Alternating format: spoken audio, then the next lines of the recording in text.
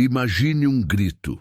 Não um grito qualquer, mas um grito de desespero, de dor, de pânico, que ecoa através de gerações, silenciado pela história oficial, mas jamais esquecido pelos ventos da floresta.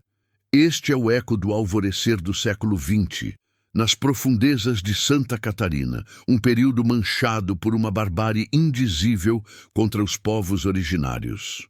Famílias Xokleng, que viviam em harmonia com a natureza, foram alvo de um extermínio sistemático, seus acampamentos transformados em cemitérios a céu aberto, suas vidas ceifadas sob o véu da impunidade.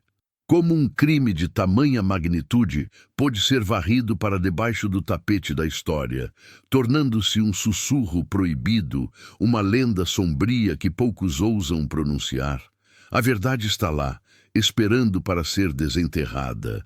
Se essa história te intriga e te faz questionar, curta este vídeo, inscreva-se no canal para não perder os próximos capítulos e deixe seu comentário sobre o que você faria para que a justiça fosse feita.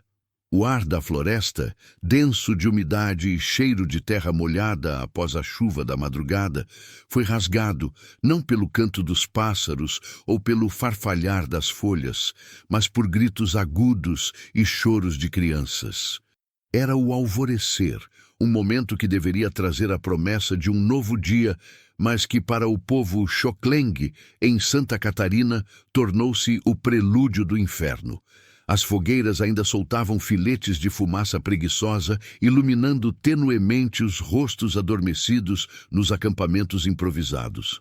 De repente, a escuridão da mata pariu figuras sombrias, os bugreiros, homens armados com facões, espingardas e uma crueldade sem limites. Não houve aviso, não houve chance de defesa. Foi uma emboscada brutal, calculada para maximizar o terror e a letalidade. Homens, mulheres, idosos e crianças foram atacados sem distinção, suas vidas interrompidas de forma abrupta e violenta. Os relatos, sussurrados por sobreviventes que carregaram o trauma por décadas, descrevem cenas de horror, corpos dilacerados, sangue manchando a terra sagrada, a inocência das crianças esmagada pela fúria cega. Os poucos que conseguiram escapar correram para a mata, levando consigo não apenas a dor física, mas a ferida profunda de ver sua família, sua comunidade, seu mundo desmoronar em questão de minutos. Como algo tão impossível pôde acontecer? Como famílias inteiras, vivendo em harmonia com a natureza, puderam ser massacradas sem deixar rastros significativos, além do terror gravado na alma dos poucos que testemunharam?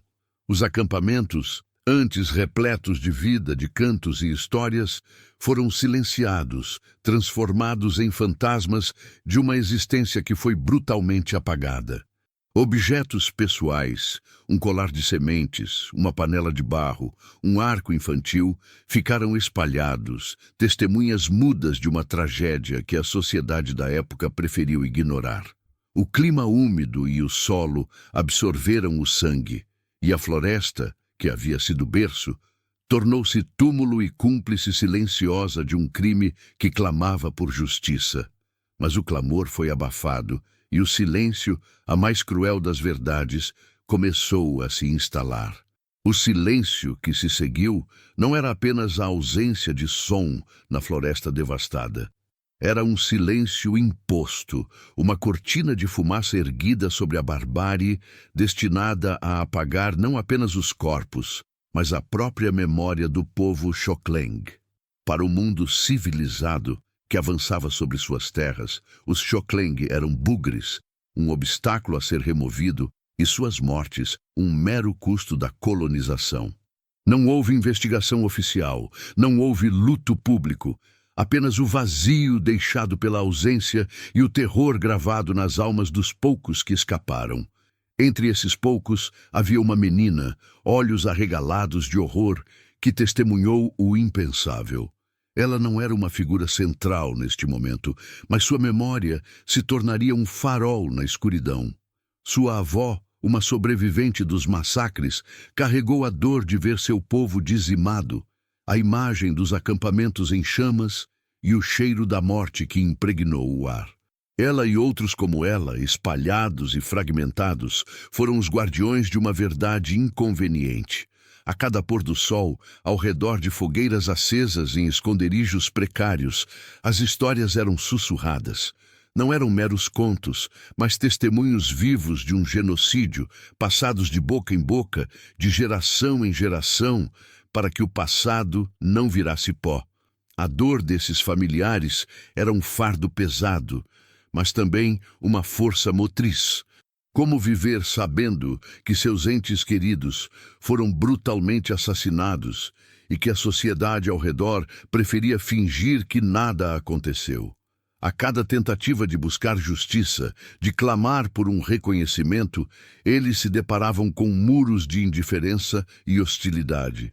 As autoridades locais, muitas vezes cúmplices ou beneficiárias da expansão territorial, fechavam os olhos e os ouvidos. O que eram os gritos de um povo indígena contra os interesses de fazendeiros poderosos e políticos influentes? Nada. A polícia, quando acionada, agia com desdém, tratando os relatos como fantasias de selvagens, ou pior, como justificativa para mais repressão. A burocracia estatal era uma fortaleza impenetrável, projetada para silenciar e invisibilizar. Mas a determinação dos sobreviventes, a obsessão em manter a memória viva, superou a indiferença e o medo. Eles se recusavam a deixar que seus mortos fossem esquecidos. A cada criança que nascia, a cada jovem que crescia, a história do massacre era recontada, não como uma lenda distante, mas como uma ferida aberta, um legado de luta.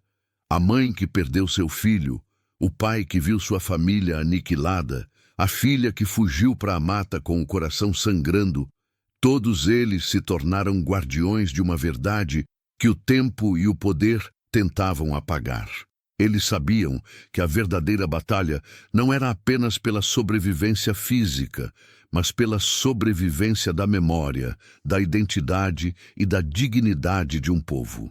Até onde você iria para garantir que a memória de sua família, de seu povo, de sua história, não fosse apagada pela conveniência de outros? Que sacrifícios você faria para que a verdade, por mais dolorosa que fosse, viesse à tona?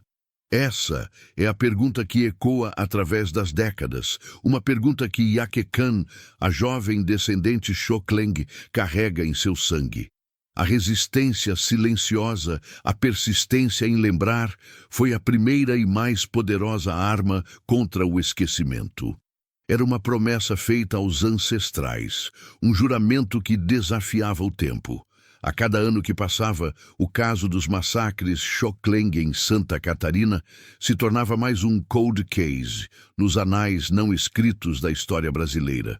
Um crime sem culpados, sem investigação, sem sequer um registro oficial que o descrevesse com a dignidade de uma tragédia humana. A versão oficial, se existia, era a de que os bugres eram selvagens que resistiam ao progresso e que, de alguma forma, desapareciam ou se pacificavam por conta própria. Uma narrativa conveniente que desumanizava as vítimas e absolvia os algozes. Nesse vácuo de justiça, a narrativa oral se fortaleceu. Os mais velhos, com a voz embargada pela dor, mas firmes na convicção, narravam os nomes dos que se foram, os detalhes dos ataques, a crueldade dos bugreiros. Muitos deles, homens brancos contratados por fazendeiros com terras a expandir.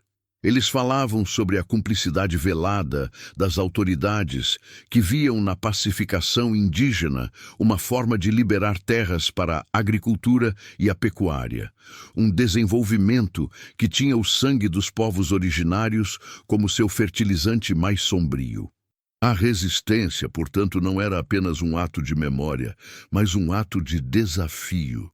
Um desafio contra o silêncio imposto, contra a mentira oficial, contra a impunidade que se solidificava a cada ano que passava, sem que uma única alma fosse responsabilizada. As mães, As avós, as irmãs que sobreviveram, tornaram-se as guardiãs de uma chama tênue, mas persistente, a chama da esperança de que um dia a verdade encontraria uma voz poderosa o suficiente para ser ouvida, para romper o véu do esquecimento. Elas plantaram as sementes da indignação e da busca por reparação nas futuras gerações. Se você sente que a verdade merece ser ouvida e que a luta por justiça nunca deve cessar, compartilhe este vídeo com quem precisa conhecer essa história. Que o clamor desses ancestrais ecoe e inspire a busca por um futuro mais justo. O silêncio imposto sobre os massacres não era apenas uma estratégia das autoridades, mas uma teia complexa tecida pela própria comunidade que vivia nas proximidades das terras Xokleng. Santa Catarina, em seu alvorecer de progresso, era uma terra de oportunidades para uns e de extermínio para outros. A sociedade local, especialmente nos vilarejos e fazendas que margeavam a floresta, estava dividida, mas a maioria preferia o silêncio conveniente. Rumores corriam como rios subterrâneos, sussurros em cozinhas e tavernas sobre os bugreiros e seus mandantes. Ninguém ousava falar abertamente, mas todos sabiam que os ataques não eram atos isolados de selvagens contra selvagens, como alguns tentavam pintar.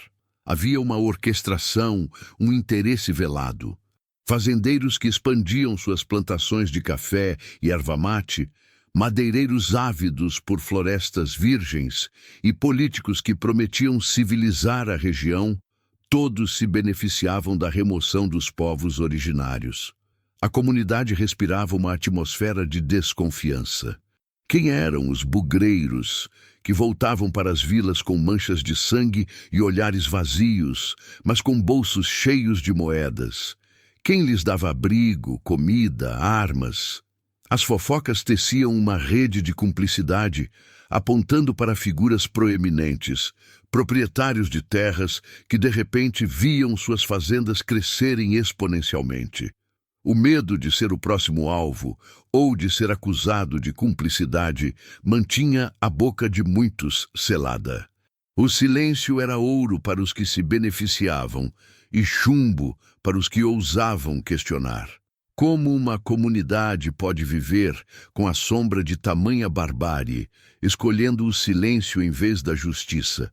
Esta é uma pergunta que assombra a história e nos faz refletir sobre a natureza humana. A cena do crime, ou melhor, as múltiplas cenas de crime espalhadas pela vasta floresta, nunca foram investigadas de forma adequada. Para as autoridades da época, a floresta era um lugar sem lei, e os corpos dos Xokleng, meros obstáculos ao desenvolvimento. Não havia fitas de isolamento, peritos forenses ou levantamento de evidências. A cena era a própria floresta, que absorvia o sangue, cobria os corpos com folhas e terra, e escondia os vestígios da crueldade humana. No entanto, para os sobreviventes, cada árvore, cada rio, cada clareira era uma testemunha viva. Eles se lembravam dos detalhes, os objetos pessoais deixados para trás, um cesto de palha, um colar de dentes de animais, uma flauta de bambu, não como provas para um tribunal, mas como memórias dolorosas de vidas interrompidas. Os relatos falavam de acampamentos incendiados, de mulheres e crianças arrastadas para longe, de flechas quebradas e corpos mutilados.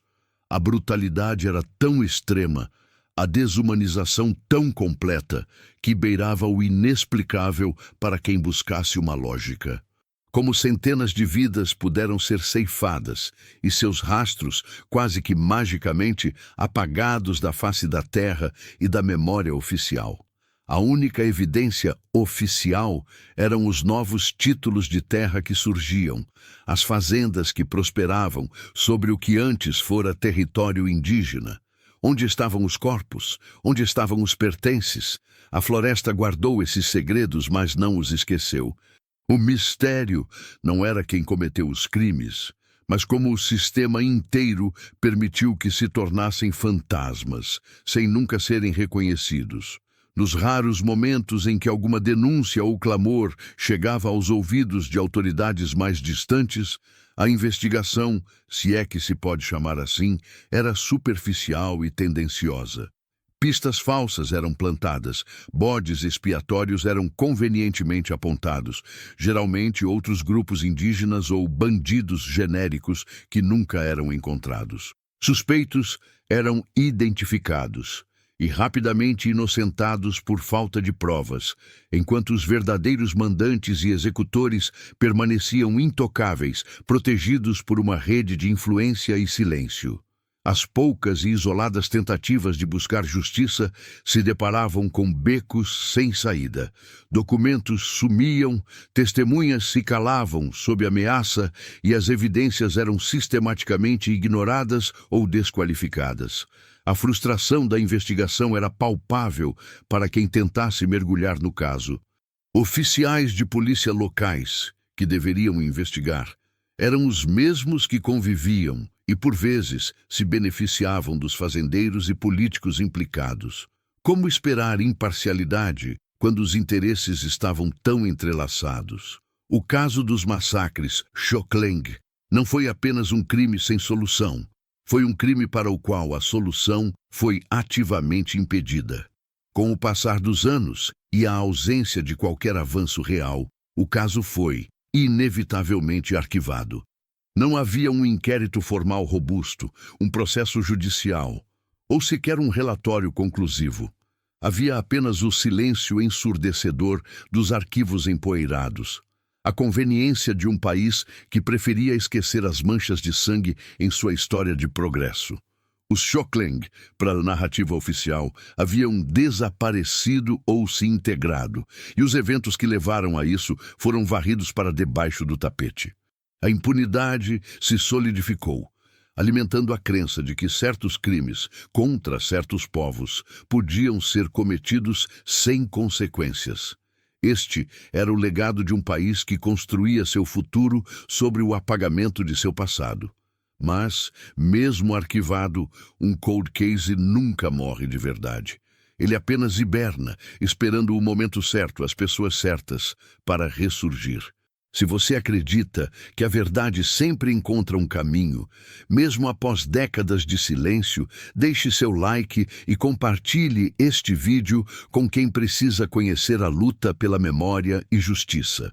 O tempo, para os que se beneficiam do esquecimento, é um aliado. Para os que buscam a verdade, é um inimigo implacável, que desfaz rastros e silencia testemunhas.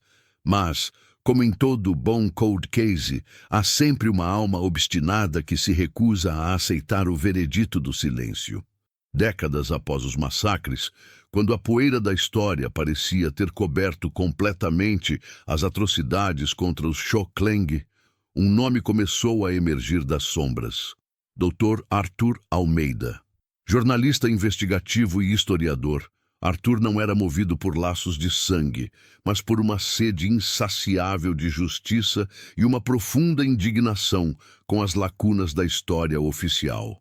Sua obsessão começou com um mero rodapé em um antigo documento, uma breve menção a conflitos indígenas na região de Santa Catarina, no início do século XX. Mas Arthur, com seu faro aguçado para o que estava oculto, sentiu ali a ponta de um iceberg. Ele mergulhou em arquivos empoeirados de bibliotecas esquecidas, em jornais da época que falavam entre linhas, em relatórios governamentais que minimizavam a violência.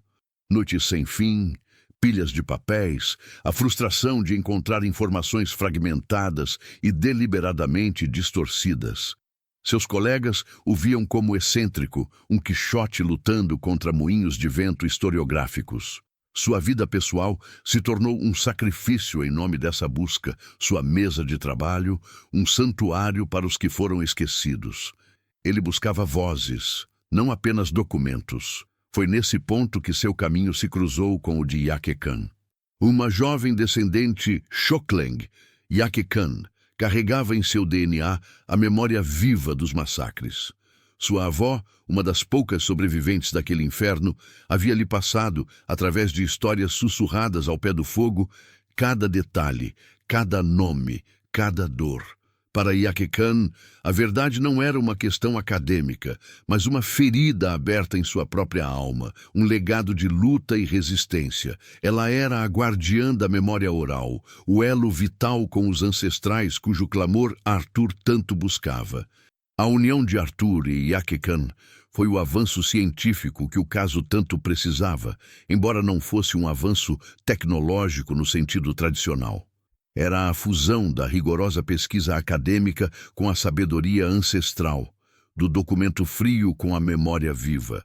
Arthur trouxe a metodologia, a capacidade de cruzar dados, de identificar padrões nas narrativas oficiais e de desvendar as entrelinhas. Yaqui Khan trouxe a profundidade cultural, a interpretação dos silêncios, a compreensão dos rituais e da cosmologia Xokleng, que revelavam nuances e motivações que nenhum documento oficial jamais registraria. Juntos, eles começaram a reexaminar tudo. Documentos antes considerados sem importância ganhavam um novo significado. Cartas particulares de fazendeiros e políticos, que antes pareciam inocentes, revelavam um tom ameaçador quando lidas sob a ótica da violência sistemática. Relatórios militares sobre conflitos com indígenas mostravam uma linguagem eufemística para operações de extermínio, e os relatos de Yaqui Khan, que antes poderiam ser descartados como lendas, agora eram contextualizados e comprovados por pequenas e consistentes evidências documentais que Arthur desenterrava. A tecnologia, aqui, era a persistência de Arthur em digitalizar e catalogar tudo, combinada com a facilidade de comunicação que permitia a Yaqui Khan compartilhar suas memórias e as de sua avó. Novas evidências começaram a surgir, não em cenas de crime frescas, mas nas lacunas dos arquivos, nas contradições das versões oficiais. Mapas antigos que mostravam a expansão de fazendas sobre terras indígenas logo após os massacres se tornaram provas visuais da grilagem. A descoberta de um diário de um ex-bugreiro arrependido, mantido em segredo por gerações em uma pequena comunidade isolada, trouxe detalhes chocantes sobre os mandantes e a brutalidade dos ataques. A esperança, que parecia sepultada sob décadas de silêncio, começava a reacender, tênue, mas persistente. O caso, outrora arquivado e esquecido, ganhava um novo fôlego, impulsionado pela determinação de dois indivíduos que se recusavam a aceitar a impunidade. A verdade, afinal, era como a floresta, densa, cheia de segredos, mas capaz de revelar seus mistérios para aqueles que sabem onde procurar e que respeitam suas raízes. O que significa desenterrar a verdade de um crime tão antigo? É apenas sobre nomear culpados ou é sobre reescrever uma história que foi convenientemente apagada? Deixe seu comentário e nos diga o que você pensa sobre a importância da memória para a justiça. A chama da esperança, reacendida pelas descobertas de Arthur e Yaqui Khan, começou a consumir as sombras do esquecimento. O diário do ex-bugreiro arrependido não era apenas um caderno empoeirado. Era uma confissão silenciosa, um testamento de culpa e um mapa para a verdade. Escrito com uma caligrafia trêmula, mas detalhada, ele descrevia não apenas os ataques em si, mas as ordens, os pagamentos, os nomes dos mandantes que se beneficiavam da aniquilação Xokleng. Cada página era um golpe contra a narrativa oficial, um grito dos mortos ecoando através do tempo. Arthur, com sua meticulosidade de historiador, cruzou cada data, cada local, cada nome mencionado no diário com os documentos governamentais e os mapas antigos que havia desenterrado. As peças se encaixavam com uma precisão assustadora. Os conflitos indígenas e as pacificações descritas nos relatórios oficiais eram, na verdade, operações de extermínio orquestradas. Os fazendeiros que expandiram suas propriedades de forma vertiginosa no início do século XX, Os políticos, que viam na liberação de terras uma plataforma para o progresso, os empresários que exploravam a madeira e a erva mate, todos eles tinham nomes, sobrenomes e descendentes que ainda hoje carregavam o peso ou a conveniência de um legado manchado de sangue. O inimigo oculto não era um grupo de foras da lei anônimos, mas a própria elite da região.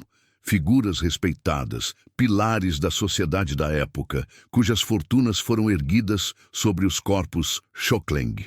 Yakekan, por sua vez, trazia a validação da memória viva. As descrições do diário, sobre rituais, sobre a disposição dos acampamentos, sobre os nomes de algumas famílias Xokleng, eram idênticas às histórias que sua avó contava. As lágrimas escorriam pelo rosto de Yakekan, enquanto ela lia os relatos de horror, não porque fossem novidade, mas porque a confirmação escrita dava uma materialidade cruel à dor de seu povo. Era a prova irrefutável de que as lendas de sua avó eram a verdade nua e crua, cuidadosamente apagada. A fusão do documento frio com a emoção da memória ancestral era avassaladora. O clímax da descoberta não veio com um grande evento, mas com o silêncio atordoante de Arthur e Yakekan ao perceberem a magnitude do que haviam desvendado.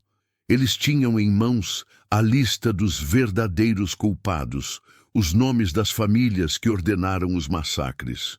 Não eram apenas os bugreiros, os executores, eram os senhores da terra, os benfeitores da comunidade, cujas estátuas e nomes de ruas ainda adornavam as cidades.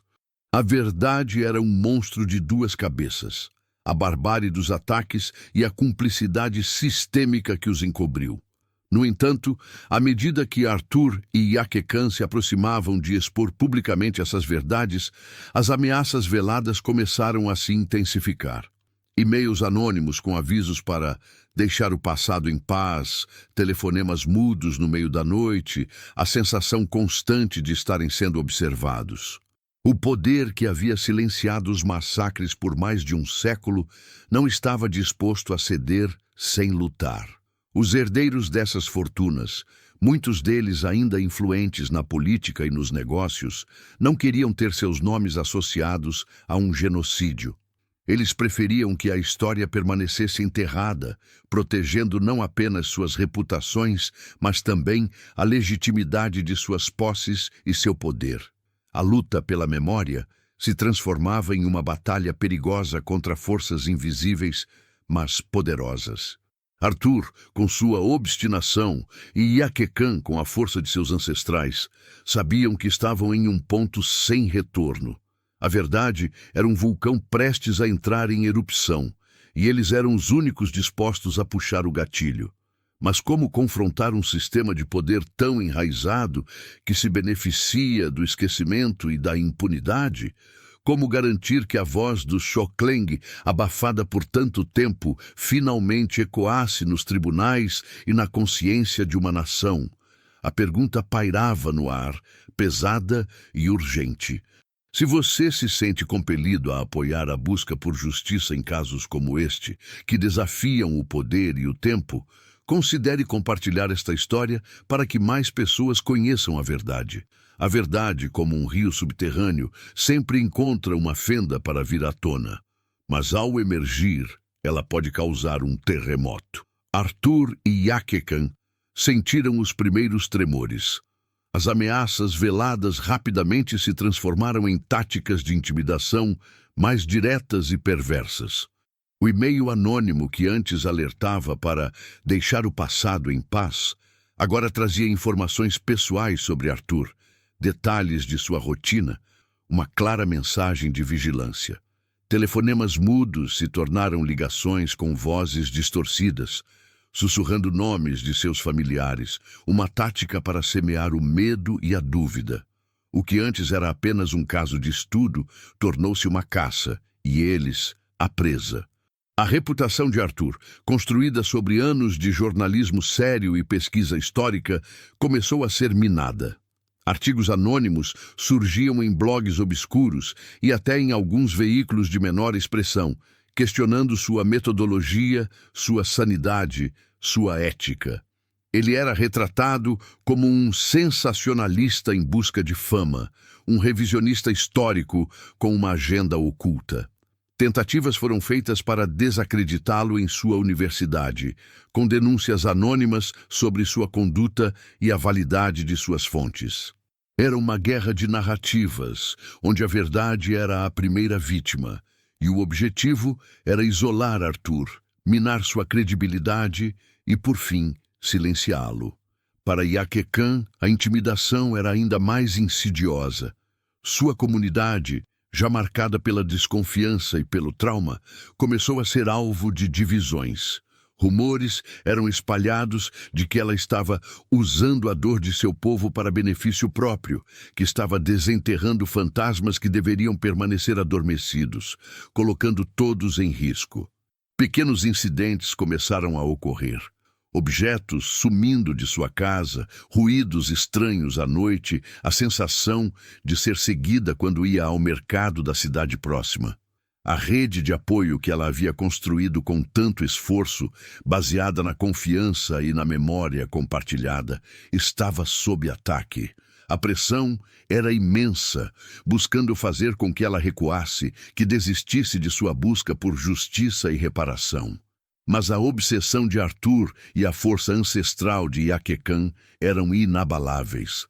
Eles sabiam que a intensificação das ameaças era, paradoxalmente, a maior prova de que estavam no caminho certo. Seus adversários não lutariam tão arduamente se não houvesse algo de valor inestimável a ser protegido: a impunidade e o legado de suas fortunas. Arthur, com sua mente analítica, começou a mapear os ataques, buscando padrões, identificando as fontes por trás das campanhas de difamação. Ele percebeu que as informações pessoais vazadas, os rumores disseminados, tinham uma origem comum, um elo com as famílias cujos nomes ele havia desvendado no Diário do Bugreiro. Era a mesma rede de poder que havia orquestrado os massacres séculos atrás, adaptada aos tempos modernos. Yaqui Khan, por sua vez, encontrou refúgio e força em sua própria herança. Ela buscou os anciãos de outras comunidades indígenas, compartilhando sua história, buscando conselhos e solidariedade. A resiliência de seu povo, forjada em séculos de resistência, tornou-se seu escudo. Ela compreendeu que a luta não era apenas dela, mas de todos os povos originários que tiveram suas histórias apagadas e suas terras usurpadas. Sua voz, que antes era uma busca individual, começou a se amplificar, unindo-se a outras vozes que também clamavam por justiça e reconhecimento. Eles sabiam que não podiam mais manter a investigação em segredo. A exposição pública, por mais perigosa que fosse, era sua única chance de proteção. Arthur começou a preparar um dossiê detalhado, não apenas para um artigo, mas para uma publicação de alto impacto, com todas as provas que havia coletado: o diário, os documentos, os mapas, os testemunhos de Yaqui Khan e de outros descendentes. O objetivo era criar um volume de evidências tão esmagador que não pudesse ser ignorado ou desacreditado.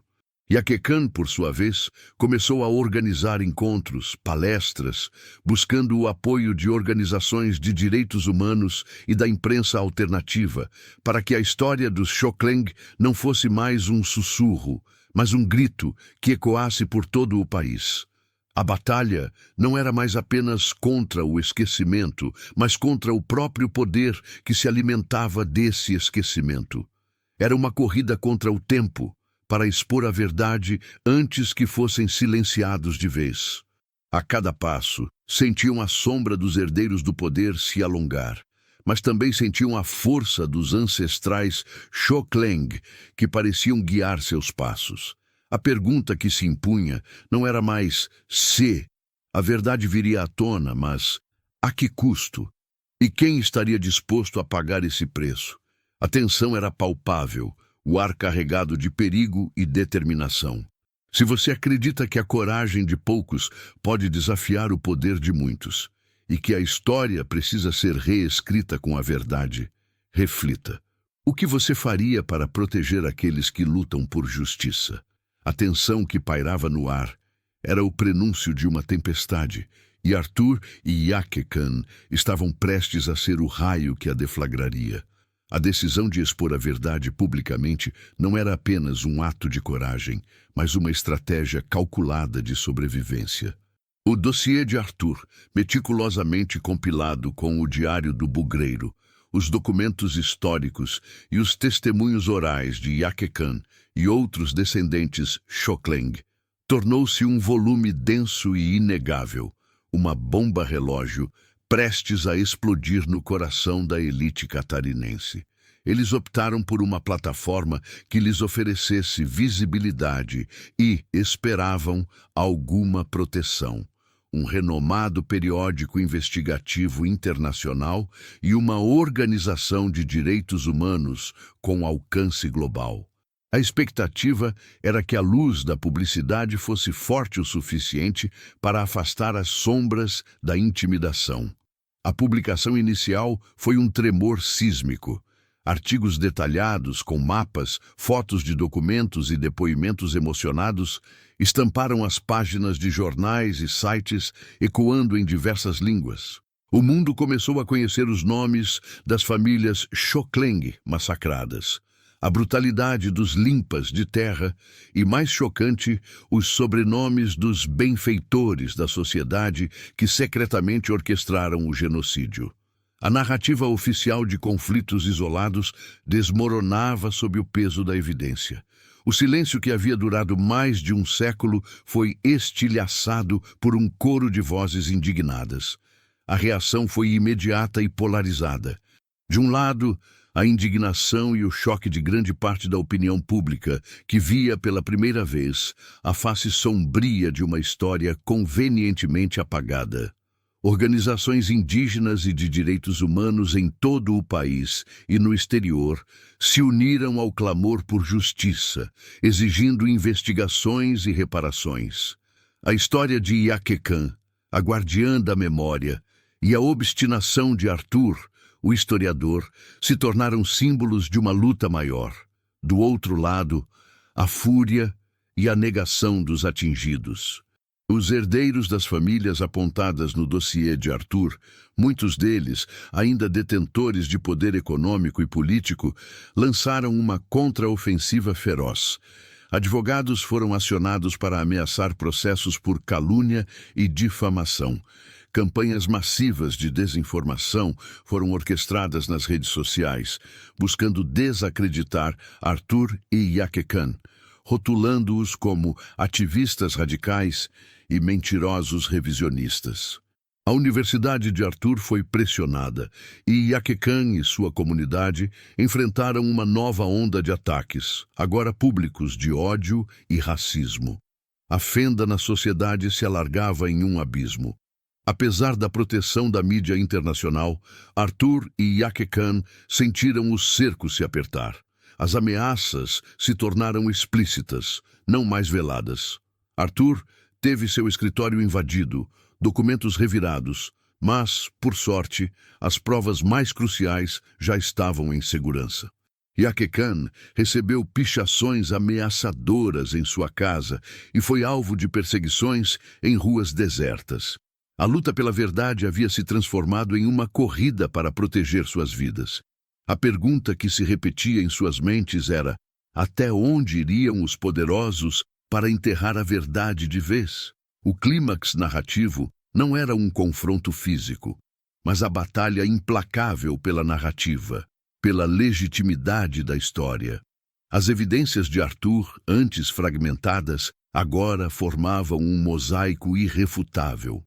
O diário do bugreiro, antes um segredo obscuro, foi autenticado por especialistas em caligrafia e tinta da época, tornando-se a peça central da acusação.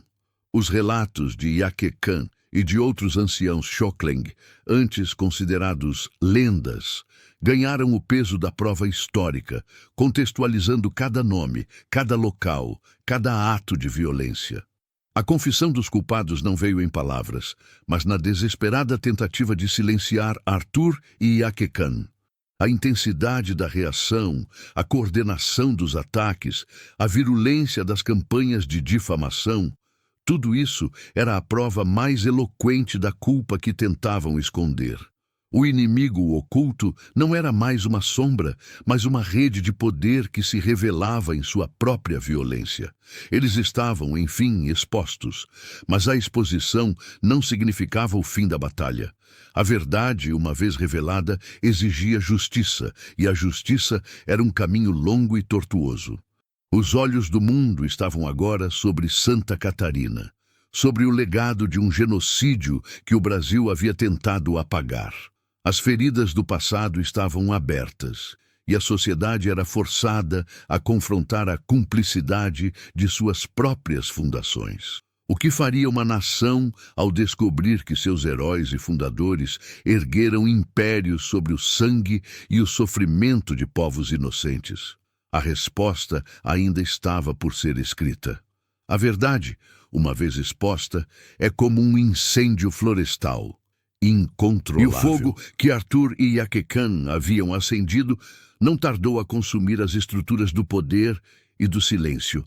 A negação inicial das famílias acusadas rapidamente escalou para uma ofensiva legal e midiática sem precedentes. Os escritórios de advocacia mais caros do país foram mobilizados, não para refutar as evidências, mas para atacar a credibilidade dos mensageiros. Arthur foi alvo de processos por difamação, sua pesquisa rotulada como teoria da conspiração sem fundamento. E ele próprio, um charlatão em busca de notoriedade. A intenção era clara: afogá-lo em burocracia e custos legais, desviar o foco da barbárie para a batalha jurídica e, assim, deslegitimar a verdade. Para Iaquecan, a luta era ainda mais visceral. A comunidade Xokleng, que antes vivia sob o trauma do esquecimento forçado, agora era forçada a reviver a dor da negação pública e do racismo explícito.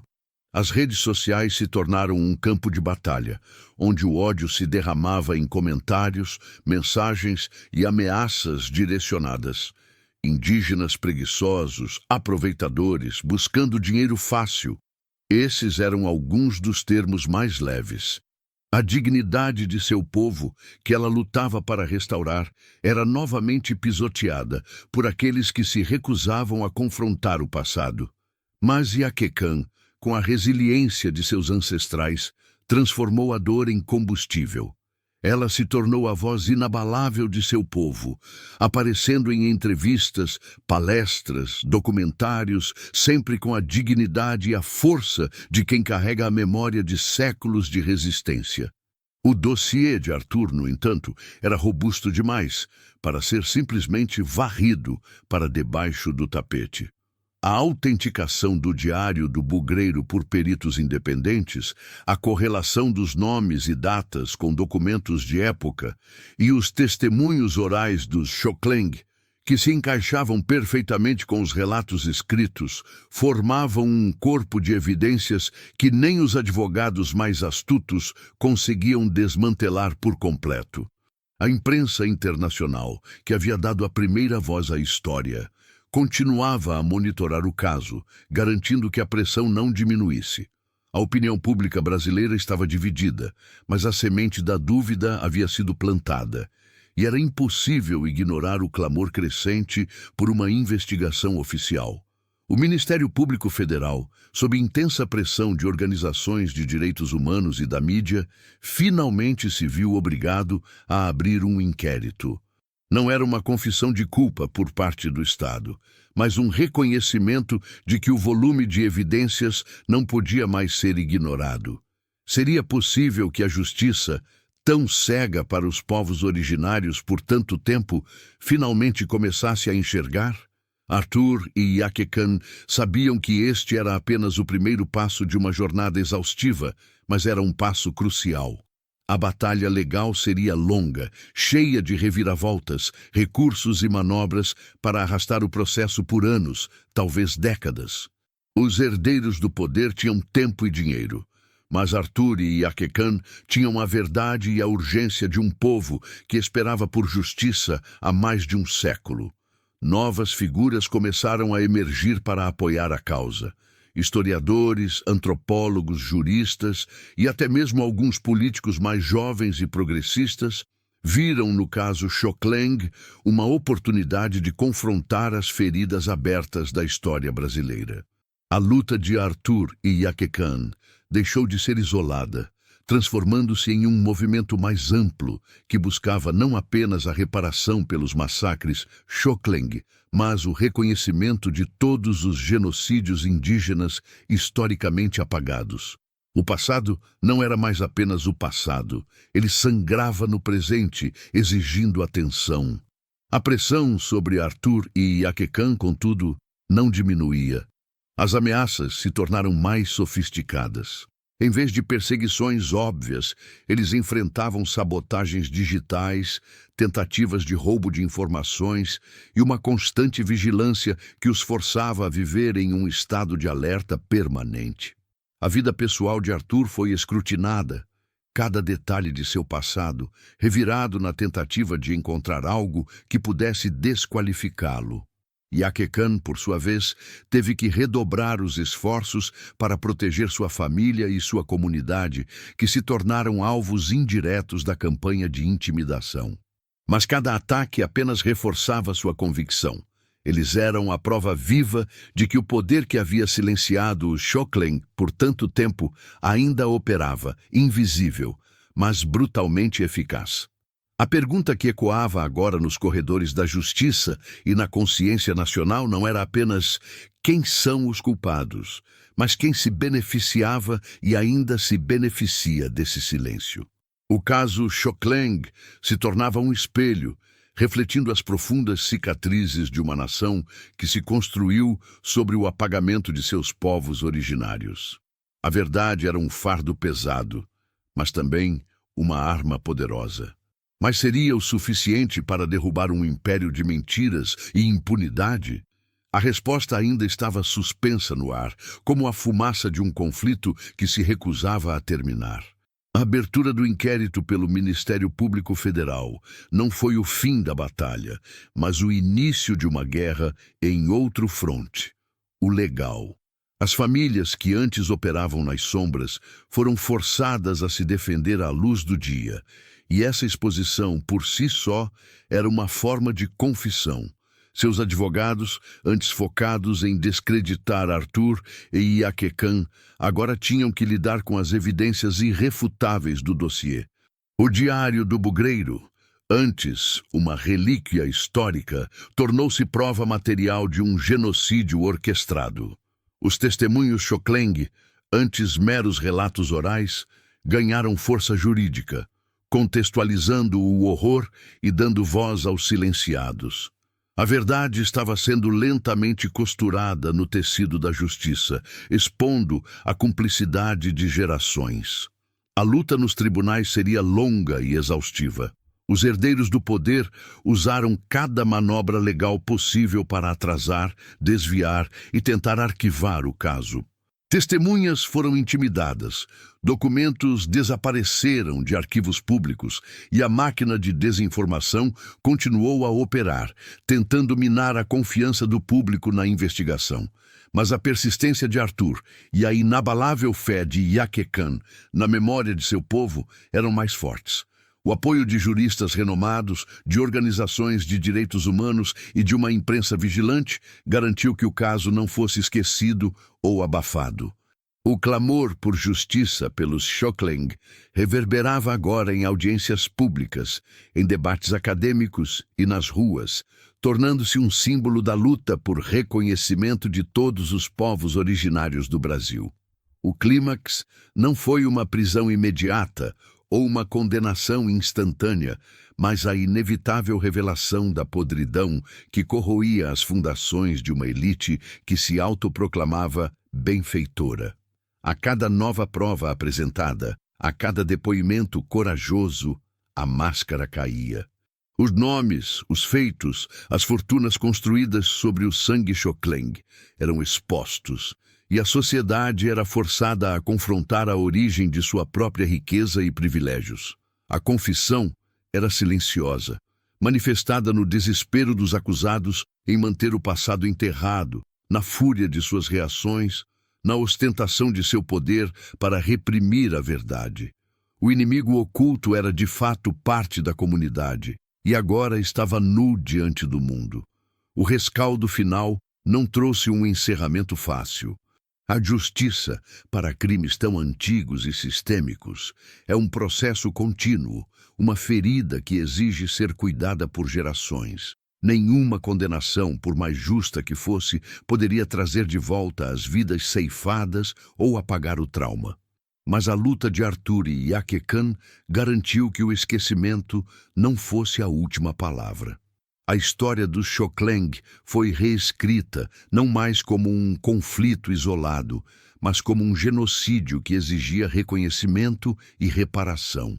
O clamor dos ancestrais finalmente foi ouvido.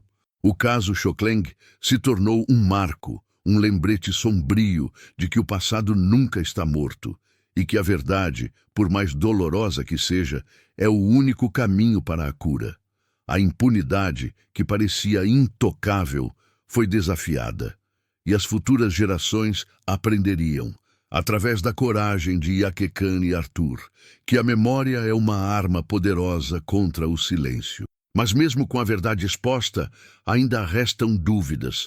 Quantas outras histórias, como a do Choklang, ainda jazem enterradas sob o peso do esquecimento? E qual o custo real para uma nação que se recusa a confrontar seus próprios fantasmas? Se esta história te provocou a refletir sobre a importância da memória e da justiça para os povos originários, compartilhe-a. Deixe um comentário e nos diga: o que mais precisa ser feito para que a verdade prevaleça em todos os cantos do nosso país?